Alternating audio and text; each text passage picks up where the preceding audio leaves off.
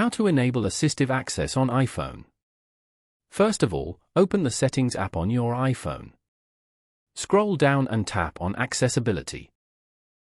Now scroll down and tap on Assistive Access to begin. The Assistive Access page displays a description of the feature and a setup option. On the intro screen, tap on Continue. Use the Continue button at the bottom of each screen to proceed. Select the apps to allow by tapping on them, then tap on Continue. Choose a layout for the apps and tap on Continue. Pick an appearance and tap on Continue. Create an Assistive Access passcode, then verify it. Review the summary and tap on Start Assistive Access. The screen switches to the simplified Assistive Access home with your selected apps. Following these steps, you can enable Assistive Access on the iPhone.